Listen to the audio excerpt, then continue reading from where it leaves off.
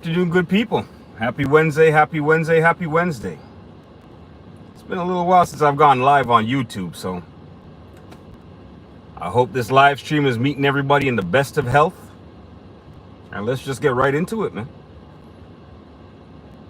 Right now, I want to have a conversation with some true Laker fans. Are there any real Laker fans out there? Let me know. Any true Laker fans? Anywhere in the world. Got a couple of questions that I'd really like to ask, and all jokes aside, I'm kind of interested in the answers that I get from the true Laker fans. Yeah, wait a couple minutes and see if there's any of those true Laker fans coming up in here before we get into this content. Laker fans.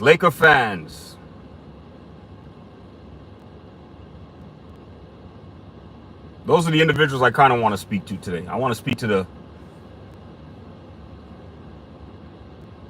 the people who have, that bleed the purple and gold. Because I know when I was a kid growing up, there was a lot of those individuals around. So I'm just wondering if what, they're extinct. If there's still a few of those individuals that love the Lakers no matter what.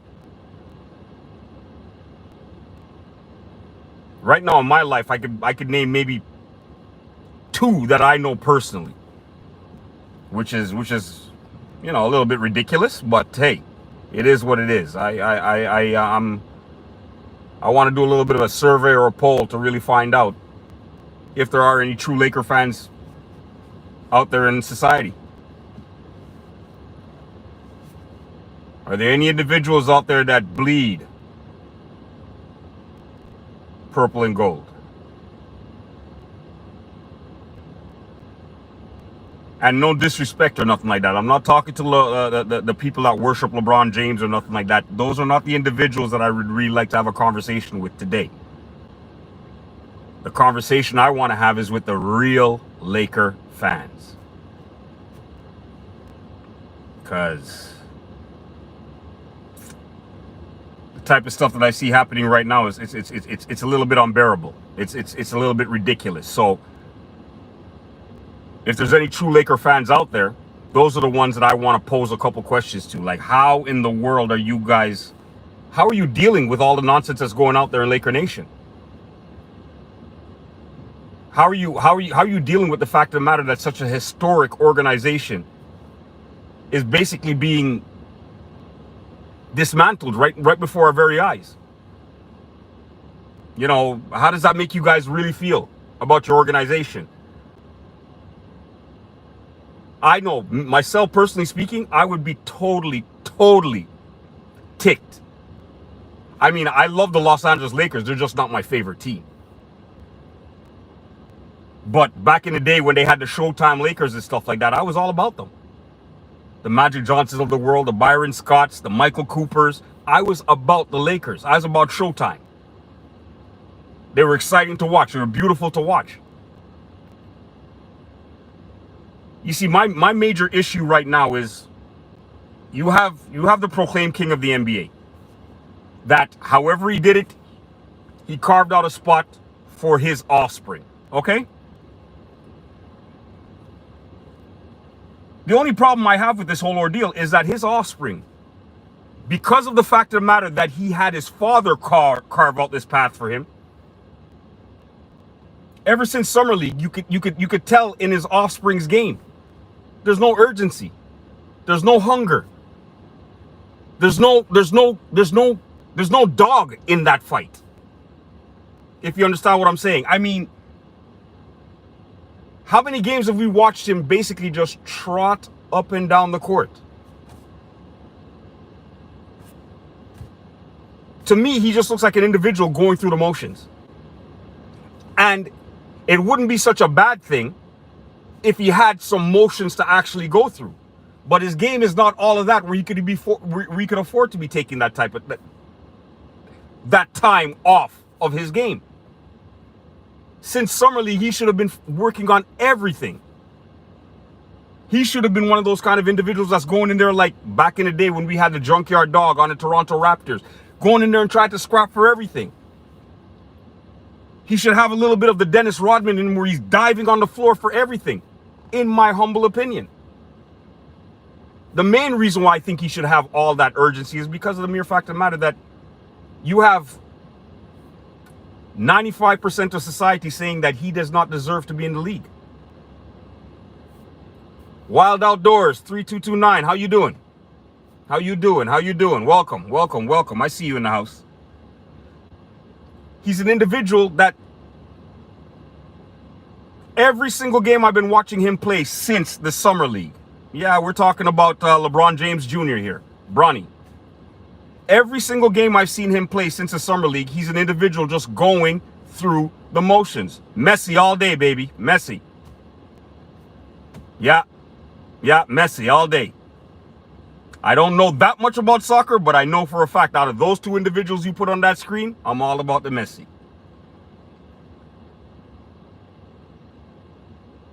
He's basically running back and forth on the court, striding back and forth on the court, but he's going through the basic motions. So I personally believe that right before our very eyes, I mean, listen to me. The Lakers have another individual that's on that team right now, fighting for a spot. His last name is Olivier. He happens to be on that particular squad, and the last game, I do know a little bit about the NHL. Yes, I do. I really do. Yeah. I'm a 70s baby. I'm a 70s baby. I grew up in Montreal where my Canadians were winning Stanley Cups every year. So I do know a little bit about about NHL.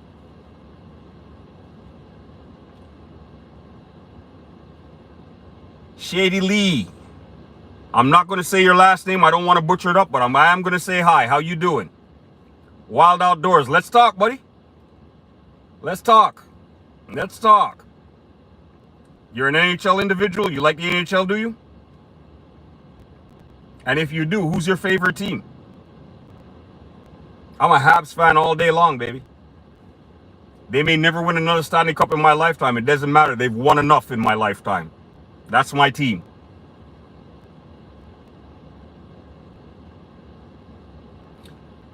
Quincy Olivier is an individual.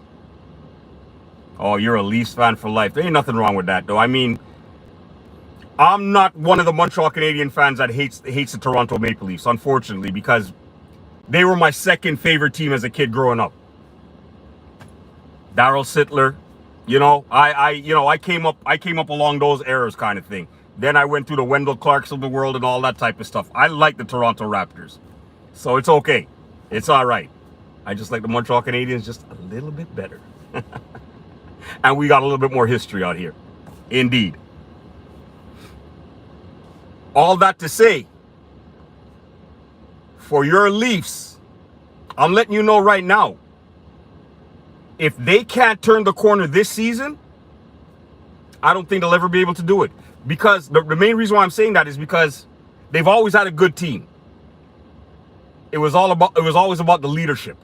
That was always their major league problem. Like whoever was coaching them just wasn't the right fit for whatever reason.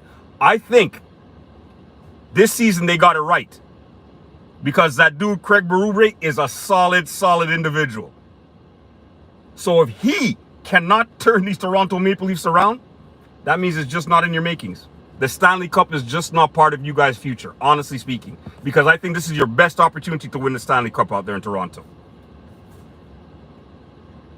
And I suggest you guys do it within the next couple of years, because 3 years from now, my Montreal Canadiens are going to be back.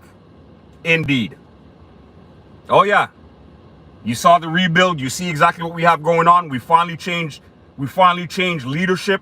We got some GMs that know exactly what they're doing.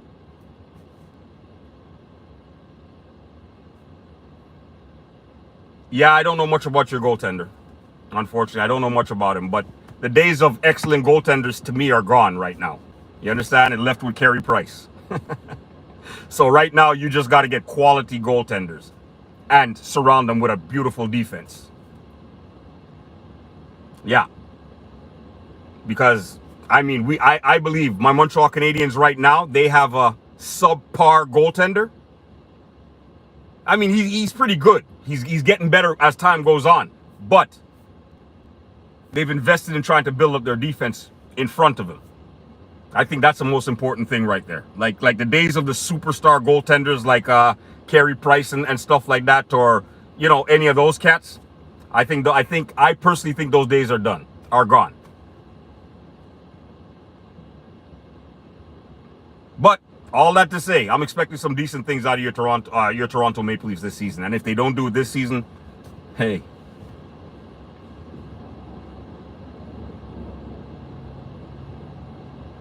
Yeah, Leafs. I know they dislike the Habs. I think the main reason why the Leafs dislike the Habs is because of the Habs' history. I mean, hey, we own the 70s.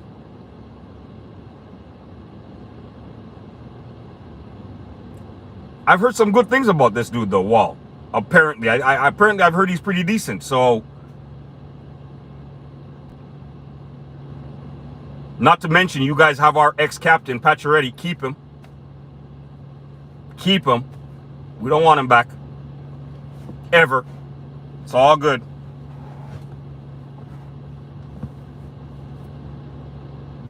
I have a problem with any player that didn't want to be part of my franchise. I have a problem with all of them. It's not like you were doing it for free. You were getting paid to be where you were. So, and on top of that, you were a captain. Like to me, that's poor leadership. And as you see, he got traded from us. He went to the Vegas Knights. He's played for maybe a couple of other teams. We were the only fools that made him a captain.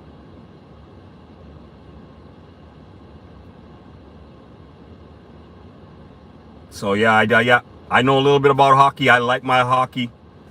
I enjoy it every single year. I mean, I don't know the players as much now as I did back in the past, but hey, that's all good. It's still an entertaining sport to me, and I'm still there supporting my Montreal Canadiens all day long. All day long.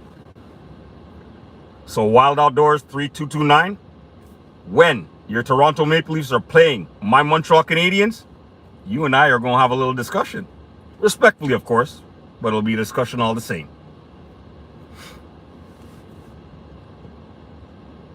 Any true Laker fans out there? You guys are the ones I'm looking for, man. I mean, we've got a bunch of LeBron James fans, but I want to see some true Laker fans. Those are the ones I want to talk to right now.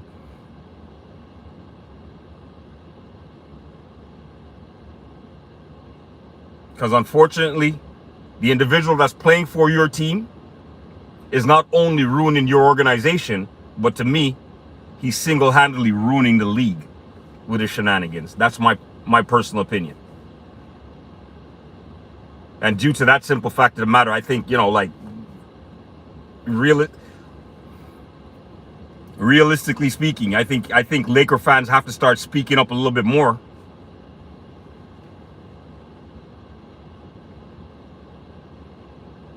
I think they're going to have to start voicing their opinion on exactly how they feel about their organization being dragged through the mud like this.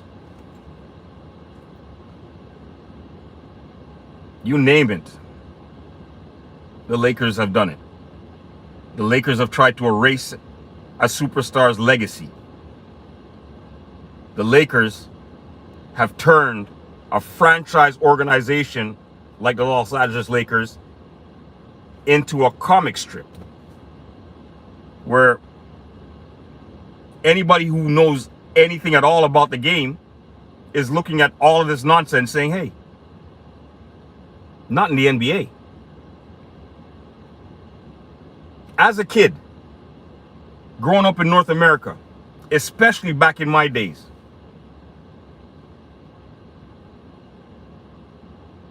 we knew, as much as we love the sport, 95 to 98% of us, okay, hold on, let me do this average a little bit. 95% of us will only play up to high school. Then, out of that 95%, you might have 5% that might actually play at the college and the university level. But the majority of people that lived out here in North America, we didn't look no further than that because we knew the possibility of making the NBA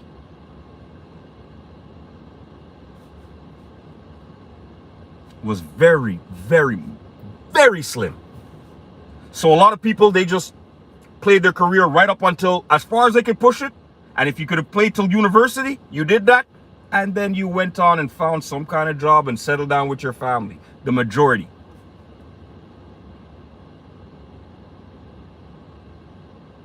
Because to us, the NBA was the elite. That was the best of the best of the best. So it wasn't just anybody that could walk on a court and make that team. After Vinsanity, after Vince Carter in Toronto, well, that opened up a lot of doors for a lot of kids in North America. That gave them that driving force. That made them work a lot harder. That made them start going to clinics to learn all the fundamentals that they had to learn about the game. And that's the main reason why now in the NBA you have so many players from North America playing in the league. Vince Carter was the individual that opened that door and broadened those horizons. But yet still, all of those kids from North America that made it to the NBA after Vince Carter opened that door, they all deserved a spot. They all worked their asses off to get there. The Shea Alexanders of the world, the Dylan Brooks, the Barnetts. And that's just to mention a few. So nobody could have ever looked at them and said, no, they don't deserve to be in the NBA. That was just an unwritten rule.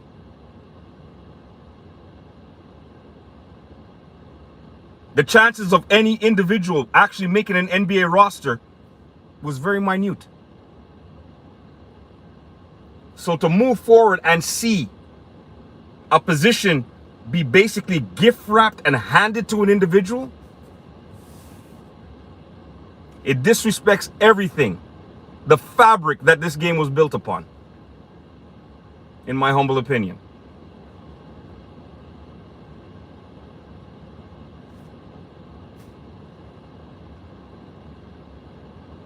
So I don't know if you individuals see the direction that the NBA is going in.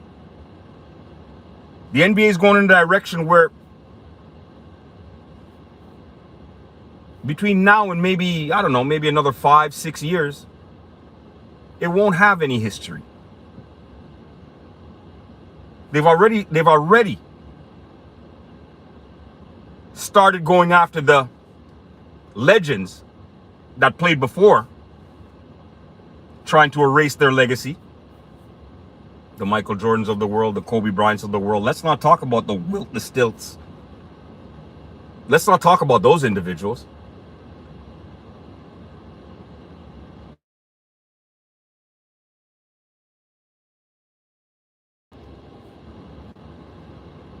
So they've already taken that path by trying to erase the legacy.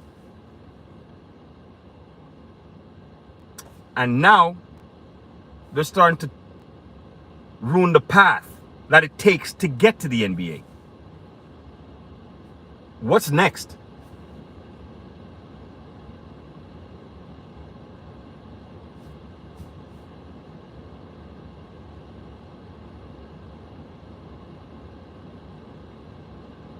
And the more they continue to chip away at the fabric of what this game has to offer,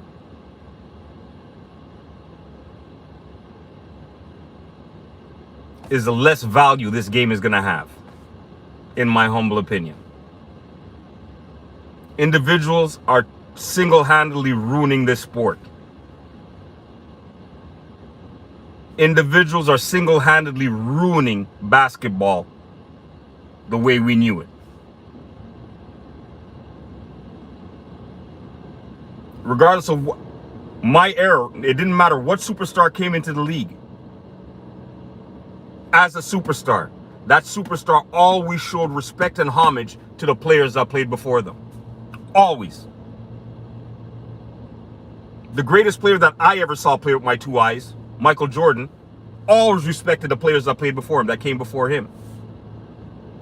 So how in the world am I going to be able to live in a world where I'm seeing these individuals now disrespect the legends before them? How? What I have to start doing, unfortunately, is start to watch NBA games with no volume whatsoever.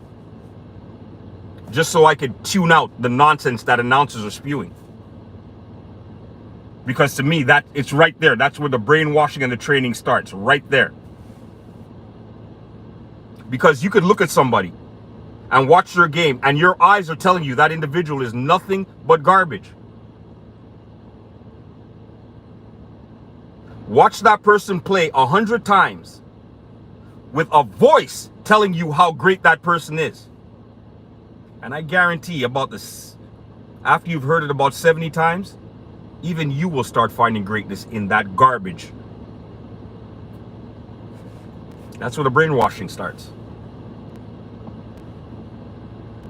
And then you have mainstream media that pushes some kind of agenda that makes absolutely no sense.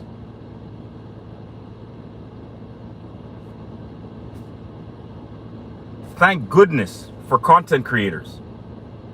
Forget about me. I'm a small, minute ant on these YouTube streets. I'm talking about the big wigs, the Ticket TVs of the world, the Casino for Life, the Kwame Brown Bus Life, the Dreamers Pro, the Art of Dialogue. These guys that actually try and give some kind of content with honesty behind it. Thank God for these guys. Because if we just had to listen to mainstream media, if that's all we had to rely on, we'd be walking the street like a bunch of zombies.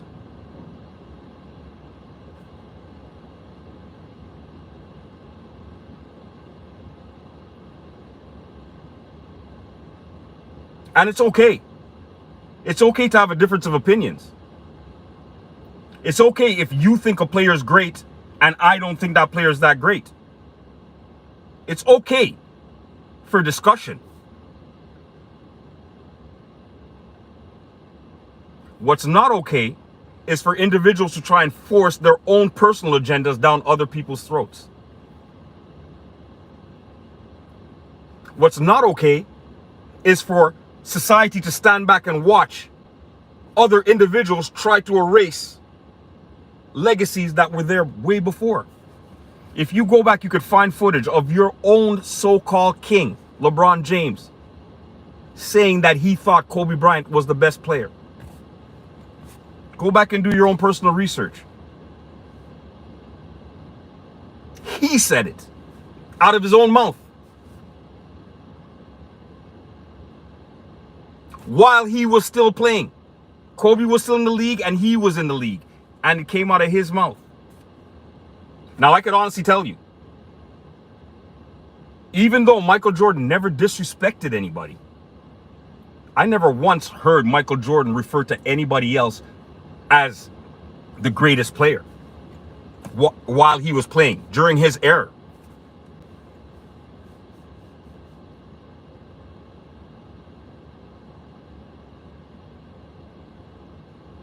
But now all of a sudden, we're going to erase that legacy and put this particular individual before a Kobe Bryant?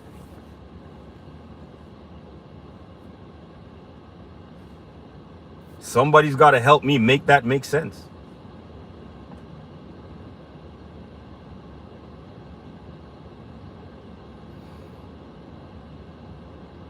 This discussion is for the true Laker fans. Those are the individuals that I would love to have an open discussion with. And I'm going to continue probing. Every single time I come up here live, I'm going to try and pull out those Laker fans to try and have this discussion, to see how they really feel about not only the proclaimed king, but how do they feel about what's being done to their organization? how it's being drugged through the mud.